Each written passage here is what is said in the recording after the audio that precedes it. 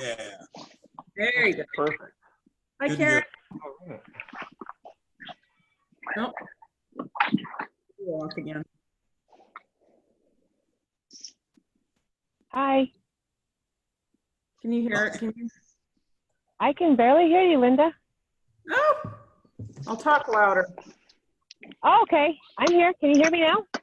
Yep. Yep. Hey, Brian, Okay. Yeah, was that a Bell app?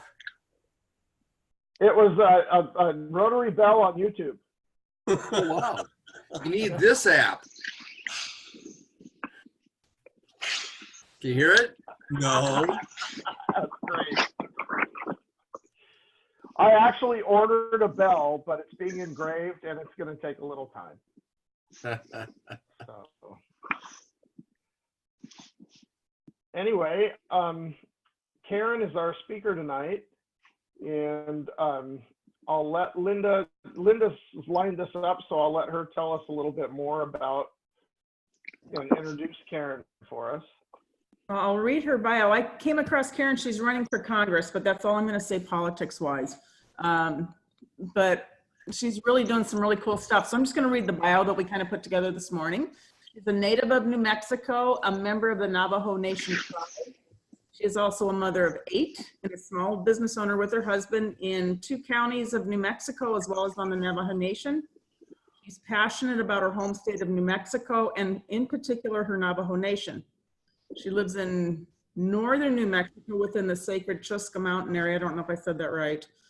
She's going to share with us the struggles that the Navajo Nation, New Mexico, and our nation as a whole are facing and what's being done to eliminate those struggles. I'm going to turn it over to Karen. Maybe. Hello. Hi. Oh, I'm Hello, here. Karen. Good You're on evening. Okay, this is the first time I'm using this app, so I hope it's I'm coming in clear. I'm here in San Juan, New Mexico. I'm actually traveling clear to the other side of the state from where I'm from. So I'm on the west side, but I'm traveling to the west, the east, so closer to Texas area. So we're going to be campaigning and talking to a lot of our constituents and voters and see what's really going on. And what I'm seeing here is a lot of economical downfall. Everything's in poverty. We got a lot of vacant buildings, infrastructure's crumbling. So it's pretty bad. So that's what I'm doing today. I just want to say hello to everybody and thank you for getting me involved. I'm so happy. Can you guys hear me still? Yeah, absolutely. Yes. Okay. Okay. And do you just want me to keep talking? Yeah, absolutely. And if you can give us video, that's even better. All right. How do I give you video? So your Can your camera is turned off right now, and let's see if I can. So you should have a prompt to start video now. Okay, there it is. I see it. There you go. Good. Okay. And Can you see me go now? ahead. Yeah, absolutely. Okay, because I can't even see myself. It's the weirdest thing. Are you there now still? Yep, this app is a little disconcerting, but you're here with us. Just go ahead and go. You're good. Okay. Well, let me start real quick. I am Navajo. I'm actually Bedonie, is how you really say it in our language. Tolkane is my clan. It's called Near the Water Woman. And my Navajo name means one that goes to war and then returns. So I usually don't, go to war and not, to lose. So I pretty competitive when it comes to things like that. So I'm running for Congress, and I am a mother of 8. I homeschool all of them. I own 4 businesses. A couple of them are on the reservation and a couple are off the reservation. So what I've been really working hard on is to conquer socialism. Socialism is a huge aspect that has conquered the Indian reservations. It's a failed experiment that the government has instituted. And I'm here to show you that across America, they're starting to do that same experiment to all of America. So you're going to start to see medical for all, and they're already talking about it. The Green New Deal is a big package of that. And there's also words in there to use as indigenous, and we're going to help you with environmental safety measures, requirements to help save Mother Earth. And these are all, I guess, tools that they use to conquer a population. You also see red flag laws happening across America, and that is also part of it. So when they first conquer a people, what you do is you disarm them first. And the second way you do it is you conquer them economically. And then after that, then you start to control them, and which is going to be through technology, which you're seeing with media. Facebook and other places will restrict you from, putting up conservative values. We get attacked all the time. So you start to see them start to control the population, and I'm witnessing this, and it's massive, and people are starting to understand and wake up. But when we start hearing the blue side, hello, can you hear me? Hello, I think I lost signal. No, you're still here. You're coming in. Oh, okay. You lost Okay, for a minute, but you're back. Okay. So I don't know how much of that I lost, but there's different measures that happen when you begin to control a population. So that's what I'm fighting, and I'm running for Congress because I'm ready to start calling out the different things that they put, that they basically are trying to feed us, and it's wrong. It's very wrong. So I'm basically the warrior against socialism. So I'm here to tell America that I can recognize these things, I can decipher them, and I can tell you, this is not where you want to go. This is not where we want to go as America. So I'm here as a Native American, not running as a Native American. I'm not a victim of any kind. I don't believe in, switching Columbus Day with an Indigenous Day type thing. I believe in our history. I'm a healed. When I say I'm healed, that means I'm not impacted by history. But I also believe that history is very important to our American heritage, and then having them destroy statues and different things because it, impacts them, emotionally. So there's this big old mechanism that's happening with the victimization, and that's what they're using. The left, it's emotional political tactics. It's very emotional. The conservative side is very logical, and we use numbers and we use charts and factual, explanations for things, and that's why it's such a war. And so right now I'm using the understanding of how it is emotionally to reach into the Democratic area and pull people who are sitting on the fence and telling them this is something that's real and we have to make a change. And me being Native American, I can see these things. I'm not running because I want people to feel sorry for me or vote for me because I'm Native, but I'm asking for people to vote for me because I am an American. Because when I leave my house, my identity is intact. I mean, inside my home, I do my prayers. I'm culturally driven. My children, we all pray with my husband. I mean, we're a very conservative family. And so when we start to look at how we portray ourselves, when I exit the front door, I'm an American, 100%. Can you guys still see me? I can. Nope. You went away. I'm here. Can you hear me? We hear you. Okay. We can see you. All right. I'm such in a weird spot here. We can see you again. Okay. So that's what we're doing is we're trying to, I guess, fight socialism on a whole different level. So I'm the first full-blooded Native American running for the conservative team, I guess you want to say. But I'm here to, I guess, conserve and protect the American way of life. I believe in freedom. I believe in the Constitution wholeheartedly. Because in 1924, my favorite Republican, President Calvin Coolidge, signed into law our citizenship, and Native Americans became Americans. And once I understood that, and I understood the Constitution, the power of it, we can be anything we want. The American dream is also ours. So if I adopt all of Americans, oops, hello, are you guys still there? Yeah. Okay, so if I just need to hear a little bit, so I know I'm not talking to myself. So that's who I am. So that's what I'm doing is I'm trying to push back And I'm fighting a war that's bigger than me, bigger than my tribe, it's bigger than my community. But I'm trying to save my state, and in the process, I'm trying to save America. And identity politics needs to stop. And what could they really say to me? A full-blooded Native American woman, you know, mother, praying woman who believes in conservative values. They can try to attack me, and I've been abused verbally, you know, through this whole process. But I'm fighting the good fight. So that's who I am. So my name is Karen Bedonie, and my website is Bedonie, Bedonie 2020.com. And you can go there and read about me and see my photographs and different things with my family, little pictures and stuff.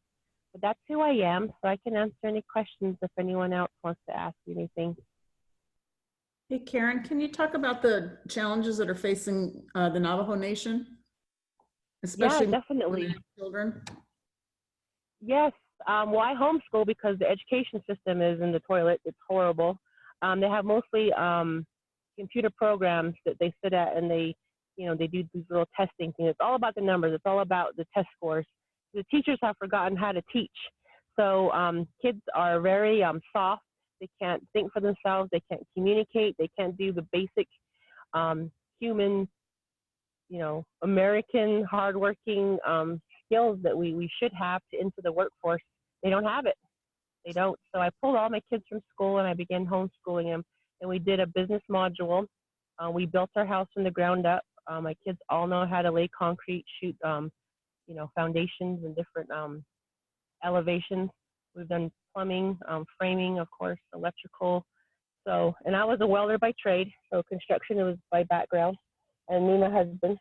And then when the babies were tiny, I decided to open my flower shop, and that's when I started homeschooling in the back. And my husband took them on his plumbing runs, and that's how they learned their math. So we did a really different module. But the struggles on the reservation are education, and right now also resources. They took down our coal, our big coal mine. We were the third largest contributor of coal in the nation, and it's offline now. And so now our coals are just sitting there. And there's still 75% of it in the ground. We've only used 15% since the late 70s. And so right now, a lot of people are out of work. Over 6,000 families are out of work. Right now, we are in a very democratic state. So they're attacking oil and gas as well, and that's what feeds the education and also the roads. So our infrastructure is crumbling. Our water tables are contaminated with uranium because back in the 40s and 50s, they found uranium on the Indian reservation. So they mined it hardcore, and that's where Uranium One comes in, and that's where you heard about Clinton and all them things that occurred supposedly or supposedly not, but we think it did happen. But they took our uranium, and Uranium One was part of that package. And there's a lot of mines that are left open, and so people have cancer, tons of cancer. So it's not if we get cancer, it's when. So it's a point where we mentally accepted that. So it's not if, it's when. And so our hospitals are also medical for all. So Bernie Sanders' little dream machine that he's trying to dream up is a nightmare, because when you look at medical for all, it's a budgeted healthcare system, and when that happens, it's rationed. So they're not going to cure anything; they're only going to medicate you and keep you in the game as long as they can. So running a flower shop, I was able to collect data on how our death rate was climbing, and also to know that a lot of the deaths that were occurring could have been prevented. A lot of them are from failing kidneys, failing, organs, cancer, car accidents. And then when you're in poverty, you got a byproducts of poverty kicking in. You got alcoholism, drugs, child trafficking, women trafficking, and it's real stuff. And so we have a representative that just did not care. He didn't come to see what was going on. We never seen him, except during election time. He would pop up here and there, but I've never met the man. So I decided with all this information I have, I was going to go do something about it. So I decided to run for Congress. The most impossible thing was to turn our section, our whole entire CD3 red. And they said it can't be done until I entered the race. 100% Navajo, full-blooded woman, Native American Navajo. They just said, oh my gosh, now it's possible. So I opened this race wide open. And now you have other people jumping in. So now we have 7 Republicans in my race now. So pretty Wow. interesting, huh? Wow. So Karen, how many Yeah. hours a day would you say that you spend with the homeschooling effort? Oh, it's continual. It's funny because when we first homeschooled, my kids were like, well, when are we going to get our desk and a chalkboard? But America hasn't changed their way of schooling since, the 1700s, 1800s. We still sit in desks and face the front. When I did homeschool, I went through traditional means. Everything is school. So we cooked, and that became our chemistry lab. When we interact with customers, some of them are angry and aggressive, some are crying. So we had to learn sociology and psychology and how to use communication. So we broke everything up all day long across the board, and they were able to put their assignments into these different subjects. So we cover about over 21 subjects. Even Navajo Indian law, we've actually started to study, because Navajo Indian fundamental law says what's actual basic fundamental law for human beings is you have a right to protect your family, and you have a right to feed your family, and no one should stop you. And so once it becomes communistic, right? But in America, it should be illegal to do things like that. So we've actually studied law, and so I've really empowered my family with the understanding of freedom in their education system. So we educate probably, I say 60 hours a week. My kids are always with me. Actually, here's my daughter. She's with me right here. She's my Hi. oldest girl.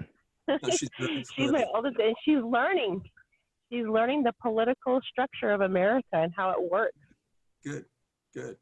So do you have anyone helping you with this endeavor of homeschooling? And I've got a reason why I'm asking you these things. I'm leading up to that question.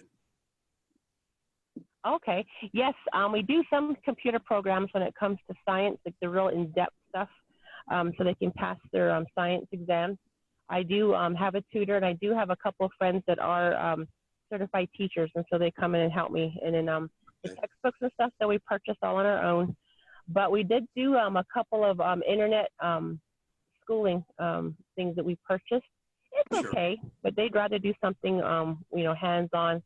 And Oh, so I've sure. been really really in their school with them. So it's been And the good for reason me to refresh. the reason I asked you that is because what you're embarking upon in terms of the political endeavors can become extremely time consuming. And I'm just wondering in my mind how you project being able to balance things with the political arena and your home arena, both being very, very important to you and others. Right. Well, my 3 oldest boys are now adults.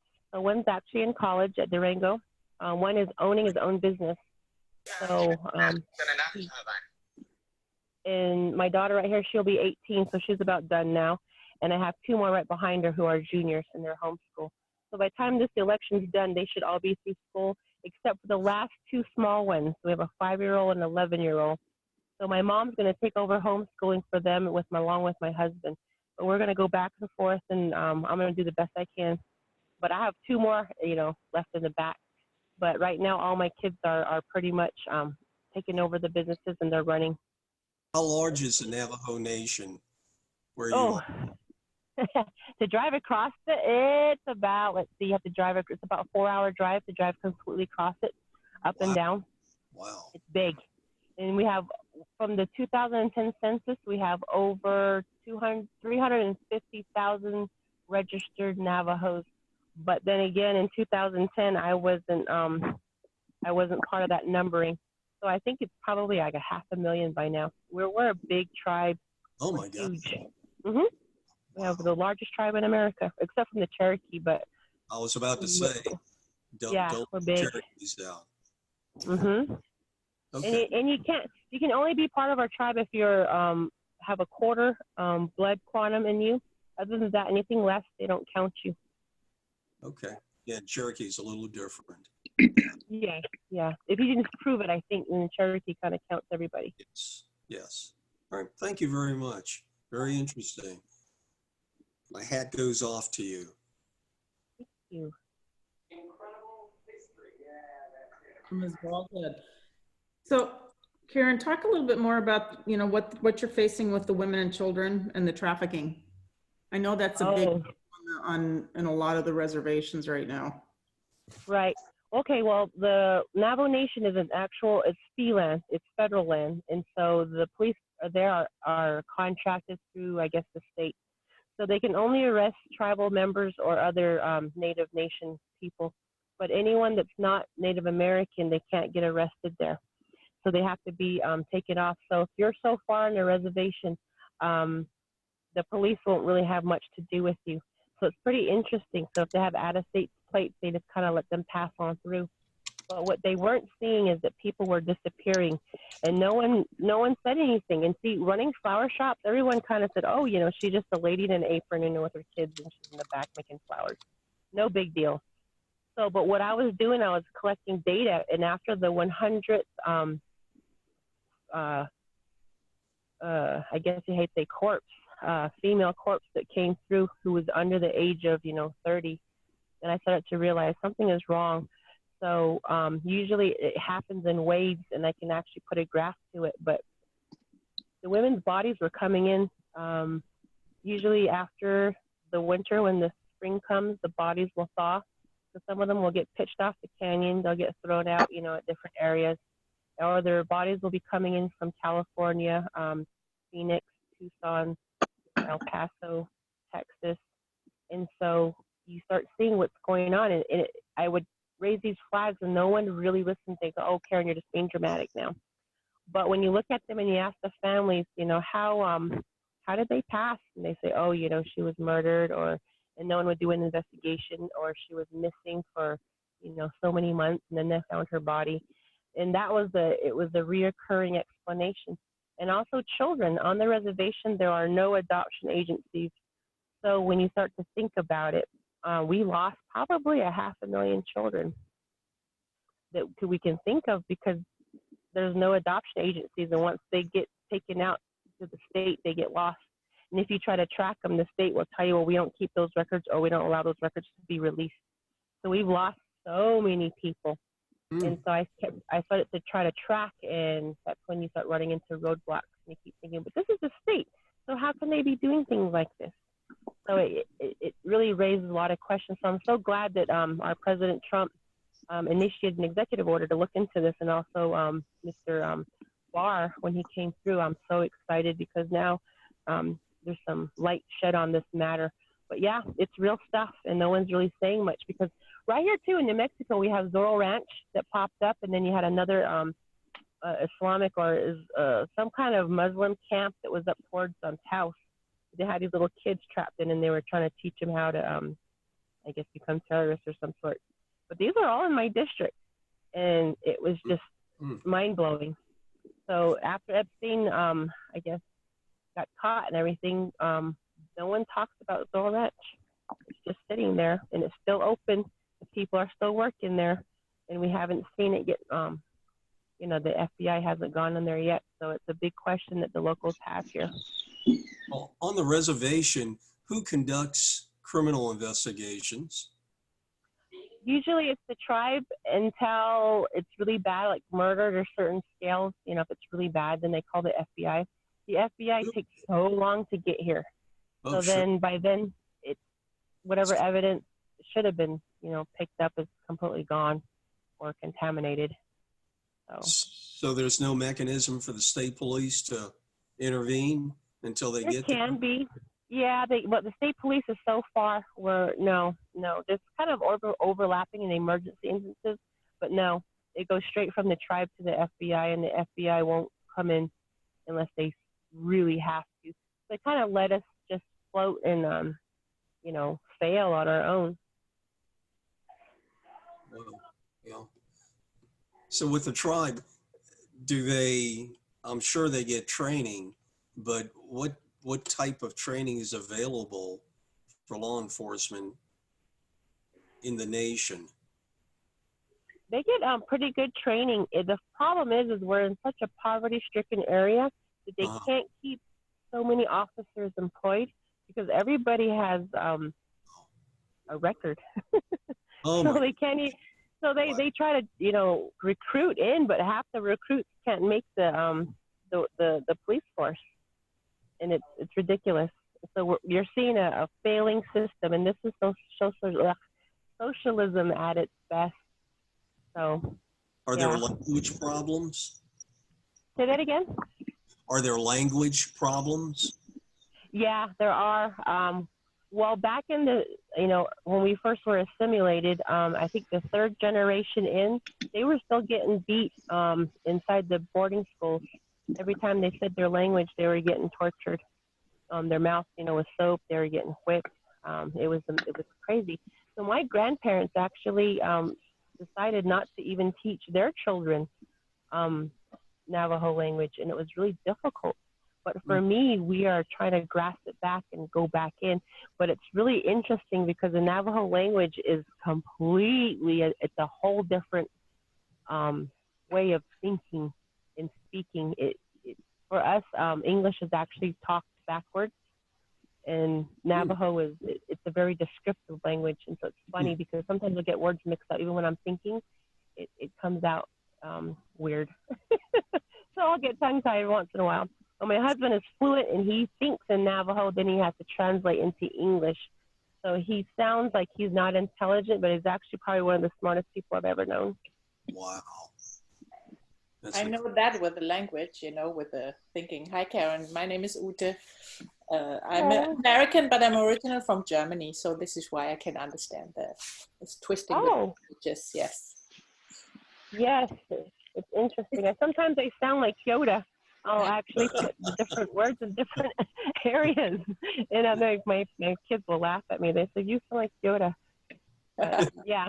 Is there a reservation in New Mexico between Albuquerque and Santa Fe?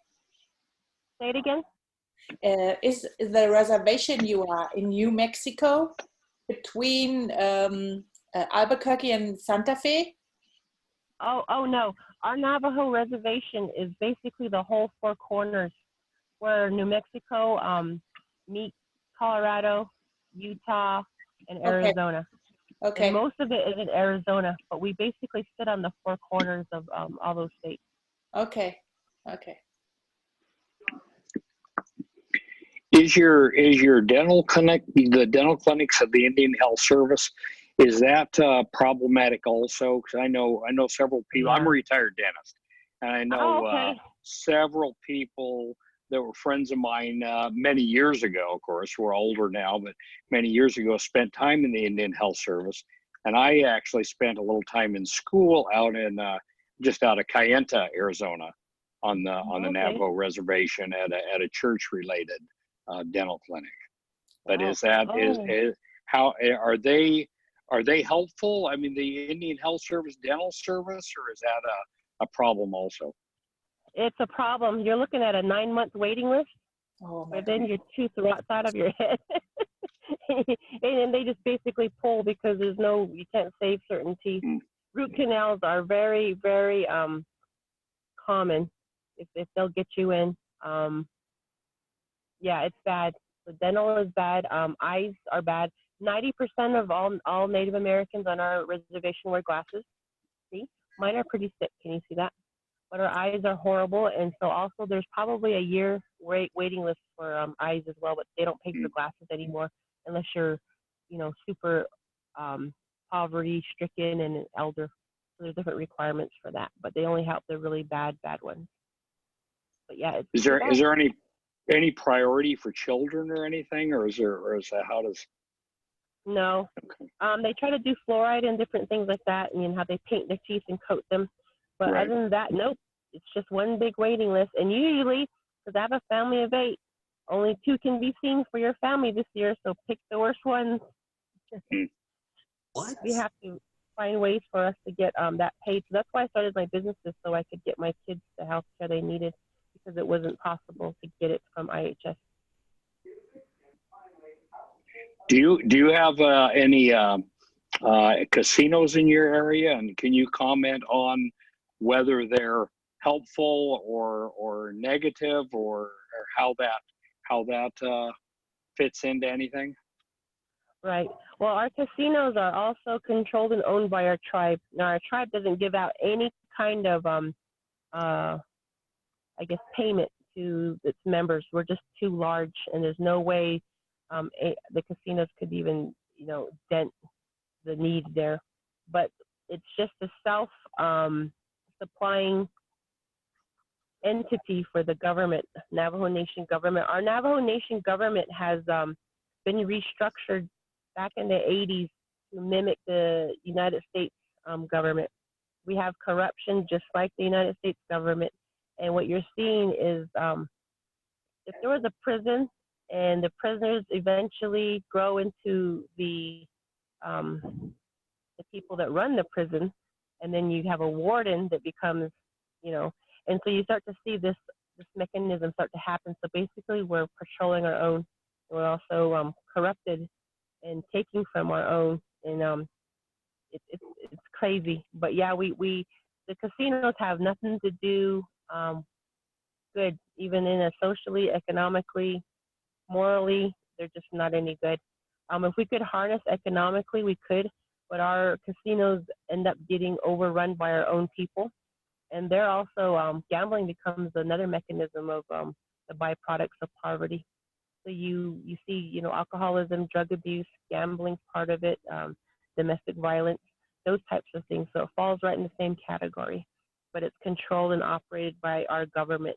So we don't see anything that could possibly help us, down to the public, private part of things. In some tribes, don't they, maybe you know this or not, but I think they use some of the profits from the casinos to help fund their health care. Do you know if there's any aspect of that? Yeah, I've heard that would be wonderful if we did that, but no. You don't? It just goes back to, for our tribe, it just goes back to the belly of the beast. And so the tribe uses it basically as a slush fund. Thank you. Okay. Hey, Karen, can I ask another question on your police force? I live across the water from a tribe up here in Washington, and they actually there's not very many tribal police officers. They're usually the people that are non-tribal are working in the police department here. Is that the same there?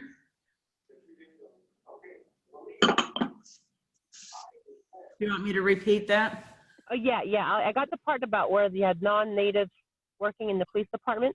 Yeah, most of the officers in the native police department across the way from me are non-native, because I know several of them. And is it the same thing there in the Navajo Nation? No, here they're all Navajo police officers. They try to instill Navaho first, especially for employment. They were trying to, boost the economy by making sure that our natives got jobs first. So it's like that with everything. So natives are now teaching. We got them, in the police departments. But at the same time, if they haven't understood what poverty is and how it's affecting us, they become a part of the problem instead of part of the solution.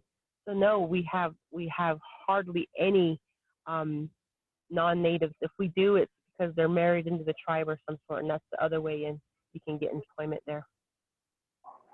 Thanks. Yeah, the tribe over here is on a much smaller piece of property. It's a small tribe. Yeah, so they probably have different, I'm sure they probably need more bodies to help, so that they open up their employment. Yeah, same at the casino too. Yeah. Interesting. What about alcoholism and drug use? How big, is that a big problem there too? Yeah, it's really big. I'm actually hoping for the border wall to go up.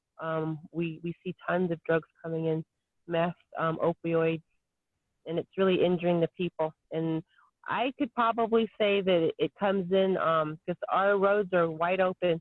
You couldn't tell when you exit and enter the reservation except from a sign, so you wouldn't really see. But we see pockets of heavy drug things happening, like houses and bootleggers. And so because alcohol is illegal on the reservation, so how we learn nothing from prohibition. Obviously not. So they make a lot of money out there. And so it's rampant. It's rampant, and we need to do something about it. But no one's willing to do anything. And we need to basically follow the money, and I need to figure out where the corruption's happening. And that's what I'm doing. I need to come from the top down. I tried to work from the way up, and it's like hitting a glass ceiling, and there's a bunch of us that are, picking at it. So I decided to do something completely unorthodox and go the other way.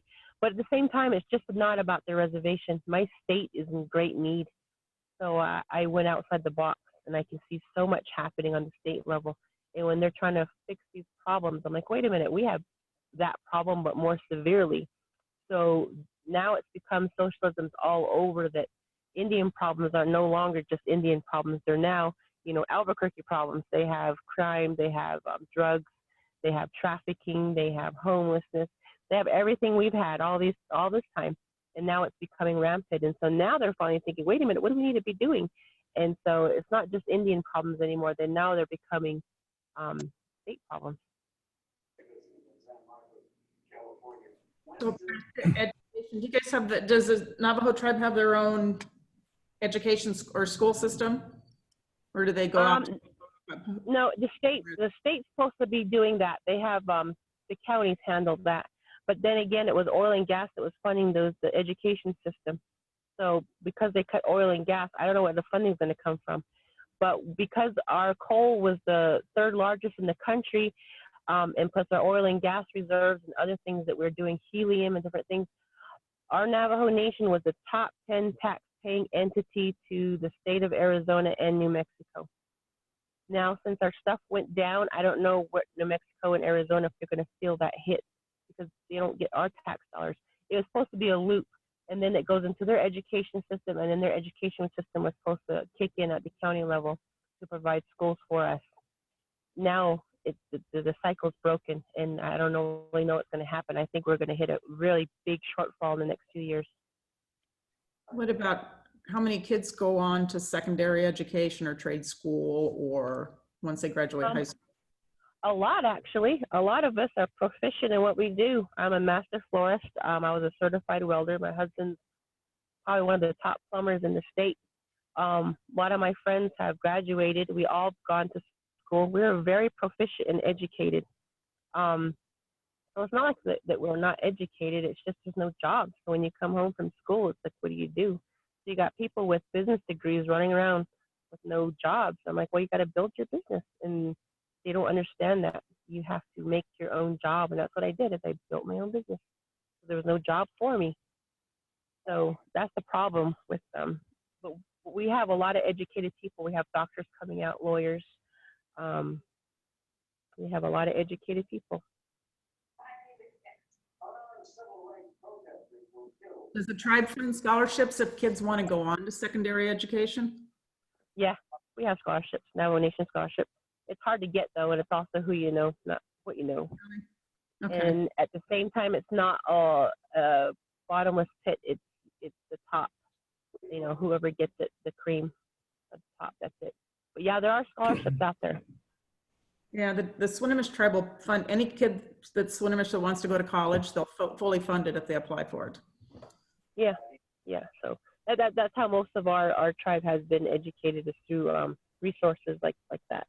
But now the problem is we have a full-blown educated people, but then there's no jobs. What kind of changes are you looking to make once you're in the legislature?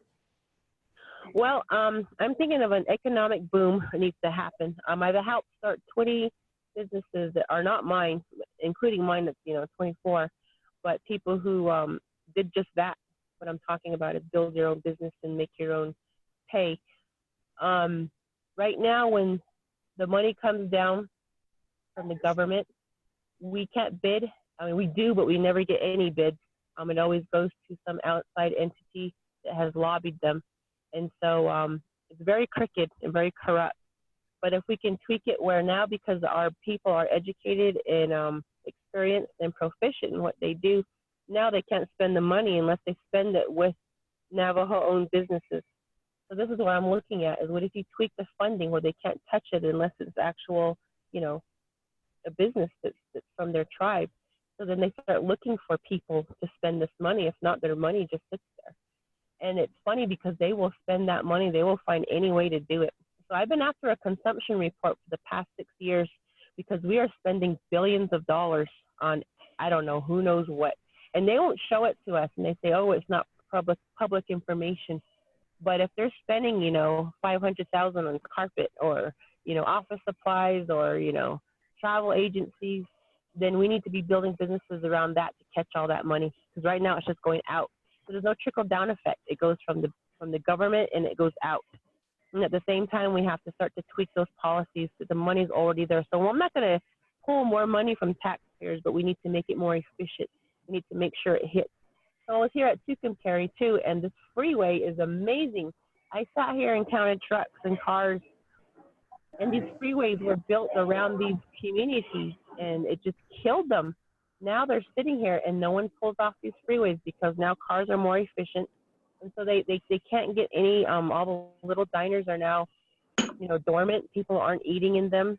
People aren't, you know, shopping anymore. They're just flying right through to California and back across. So we have to figure out ways to slow down traffic maybe or divert it. And so the economy starts to look at it. And we have the worst highways here, by the way. The freeway's nasty through New Mexico. And our truck stops are the worst. And our rest areas are the worst. So we have to figure out ways to boost the economy. A lot of it is oil and gas and our different resources that we have. So I'm seeing it. I'm seeing an economic plan start to develop in my head. And I'm really excited. But yeah, there's a lot of money, and a lot of it just gets filtered straight back out. We got to figure out how do we got to divert it and catch it, and also make sure that trickle-down effect happens. Because hyper-local purchasing needs to happen. Because even in our markets, we're not eating the New Mexico beef, though we have all these ranchers. No, they're trucking in the meat in packages. And how do you keep meat from spoiling? You pump it full of chemicals. So I'm thinking hyper-local spending, and that's where I'm looking at, is trying to jumpstart this economy. Once you start pulling people out of poverty, they have to do it themselves, and they have to be completely prideful in it. And that's the only way poverty is broken. And I did it. I did it with my family. I know it's how it's done. I know exactly what needs to happen. It's not always, you know, because we have a mental disability or, you know, there's a way. And I kind of know how to do this. I'm excited because I have a plan coming forth that it's exciting for me. But anyway, I'm just kind of talking. When I travel out west, I'm from Ohio. When I travel out west, I notice that there's a lot of windmills, a lot of solar. You say oil and gas. Why not go to those kind of industries? Oh, well, you know that solar and gas are not, what's the word? It always cuts out. There's always some structure in it. To do what we do in New Mexico, to haul, like for us, we have a construction and plumbing company. Our 554 truck that we have to have that side engine to haul that kind of pipe, there's no way we could do it in an electric car. So the same thing goes for energy. The energy that we're pulling, it can't sustain us. It just can't. And oil and gas is in everything that we touch. Everything from cosmetics to tires to fuel. I mean, it's everywhere. Unless we have an absolute different remedy for it, we have to go this route. But the problem with Mother Nature is no one's finishing the cycle. And we have the greatest minds here in Los Alamos and Sandia Labs, and we don't finish the cycle. We don't clean the water. We don't fix the uranium. You know, we don't, you know, the radiation problem. We don't figure out how to, you know, get spent fuel, you know, completely down from, you know, radioactive heat. So we need to bring it down to almost safety, not just store it, but find a better use for it. So the cycle has never been completed. And I kept asking at Los Alamos Labs, how come you guys haven't figured out a way to clean the water or figure out a way to replant and get everything back to where it was after we take the resources? And they say because there was never funding for it. And they intentionally did not want us to complete the cycle. They wanted us to, you know, invest in nuclear energy and do different things like that. So I'm like, okay, so we need to finish the cycle. As a Native American, we need to save Mother Earth, but at the same time, I know industry and I know how much power we consume as a population. If we're on these laptops and these phones and having this conversation, it's because of oil and gas and coal. It's all about money. Yeah, it's about money. So Karen, have you, those of you that own businesses that are part of the Navajo Nation, have you guys thought of forming together to train the younger people to start their own business and kind of mentor them along the way? Yeah, we've already started that. We're helping, we're coaching, but from our actual, there's no funding for it, but we're doing the best that we can. But yeah, we have a group, we call this called the Navajo Business Owners Association, and we meet once a month, and these are the kind of things we talk about, and they're all in different industries, from the funeral industry to the automotive industry to, you know, plumbing to health, technology, all these different industries that we're in. We all get together and we talk about, you know, what's lacking and what we're all lacking in every industry. Yeah, we're promoting, and we actually have one of the youngest business owners on the reservation. She's 15, and she happens to be my daughter. So yeah, I'm raising leaders and business owners. I'm not training laborers, and that's what the education system was created for. You know, clock in, clock out, you know, have lunch at a certain time, you know, don't ask questions. I'm right, you're wrong. You know, and if you're going to create a problem, then you're going to get expelled. That's basically creating a labor force. So yeah, we've already decided to help the younger youth who want it to be business owners, and we've already started that process within ourselves. What role does agriculture play in your Four Corners area? It's big. We have Nappy Farms, Navajo Agriculture Products Incorporated. And right now, they're not feeding the people. We're feeding Guatemala, but then it's like, well, they're fleeing their country to come up here and climb through our borders. So then it's like, well, what are we sending food down there for? Yeah, we have huge farms. Navajo people are, we know how to farm. But that's one thing we've also lost because of food stamps. It's easier just to go get food as opposed to grow it ourselves. And that's where you're seeing diabetes kick in and all the different, you know, health issues start to happen. So again, socialism has corrupted our agriculture. Who controls all of these industries, agriculture and anything else that's there? Right. Is it the Navajo Nation, or is it outside groups? No, it's the Navajo Nation government. Their sovereignty, so they use that sovereignty to its fullest extent. But they're also very corrupt, and it's nuts. But yeah, they have 13 of them, 13 enterprises, and that's what I see characteristics of communism start to happen. And we've been trained this way. So you got 13 enterprises that control the coal industry, the natural resources, also our electricity, utility, all the water. They control all the land. You can't get your home site unless it's through the Navajo Nation. You got your casino industry, you got your IHS industry, and so they have all of these different industries all together, and they're launching new ones as we speak. So it's interesting. It can be seen as a really good plus thing, but at the same time, as from the people's view, they're like monsters. They'll take you out of business if you decide to go in business that they're the same business they're in. So I'm interested to find out what your take on something maybe a little different is. You talk about there being a sort of a balance of power problem because there's such a small amount of people controlling a large amount of the infrastructure. You talk about all the corruption. You talk about you know, the problems with the liquor and all of this stuff. If you bring an economic boom to a recipe like that without social change, it seems like you're lighting a stick of dynamite before, you know, with a short fuse.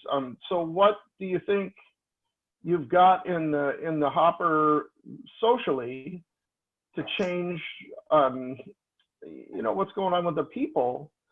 Right. So that you don't light the stick of dynamite. Right. Well, the social change, the economic boom cannot happen without the social change. It has to happen with the individual. So you do not fund the poverty-stricken. That's tier one. You don't give them money. You don't give an alcoholic money. He'll kill himself. You know, he'll drink himself to death. You don't give someone who's irresponsible, you know, startup money. You never fund startups. That's the first thing. What you do is you fund the businesses that are in business, but you'd only give them money if they launch businesses and keep them in business. So if someone told a business owner that says you get $2,000 for every business that you take on to help launch, but you don't get paid unless they're floating for like a year. And even if they told me that, I would be like, I actually have 10 of them that are willing to change, 10 of them that are praying, they figured it out, and they want change. So the social part of it you're talking about has to happen within, but it can only happen among the people helping each other. And so that's where the money has to be sent in. So if I was going to tell someone, okay, utilities are so high, so if you become a business owner, utilities get cut in half, or even a free waiver for the first, 2 years or whatever. I don't even know how we're going to do this. But they would think about it and they'd be like, you know what? I think I could do it. And you start to see something happen. And we've already tested it, and it's happening now. And among the 20, we gave them incentive, and we try to keep them. That's what the coaching part of it is. That's the economic boom I'm talking about. It has to happen in the private sector among the people. They have to pull themselves out.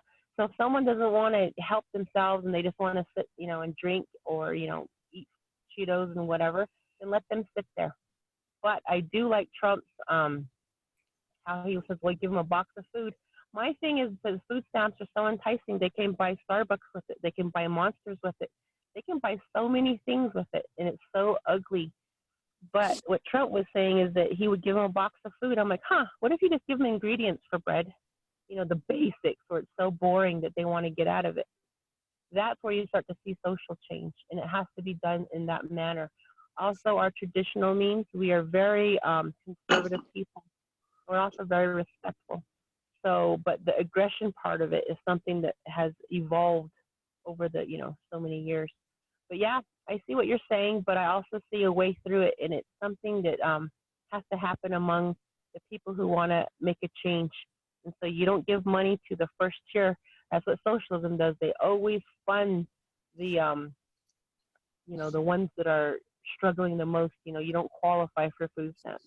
You qualify for WIC because you're so poor. You qualify for, the scholarship because you're a disadvantaged family. That's the umbrella they keep you under. So what if there's something beyond that you want to reach for? Something a little better. And that's my thing, is you start to squeeze the bottom and you put the money at the next level and let them go after it. They will go. They'll go. And it's freedom.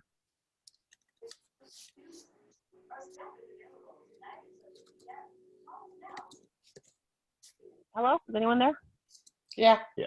Everybody. We have time for maybe one. Everybody's here. We have time for maybe one more question, and then we gotta. Yeah, because I need to get on the road. I'm just sitting here in a parking lot in San Juan, New Mexico. I need to get back to Clovis.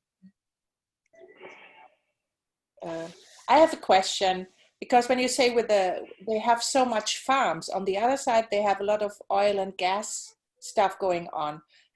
Is there, because of the combination with the oil is not the healthiest stuff, right? And there's a lot of contamination in the ground most of the time. Do you guys have health issues because of that? Well, no, you don't have health issues because of that, not because of the oil and gas. See, our reservation isn't flat. It actually has huge, I live in the Chusca Mountains, and for the oil and gas that is being pumped, it's very low. It dives down into the valleys, and then the Nappy farms that exist are on the flat mesa, like a big table mesa, and then it's very separate. So no, we don't have any health problems because of that. Okay, that's fine. Perfect. Okay.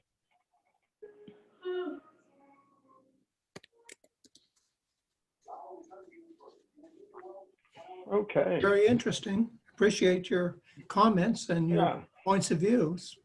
I just thank you very much. It was very enlightening. It was awesome. Great. I'm glad you guys, gave me the chance to speak. I really appreciate it.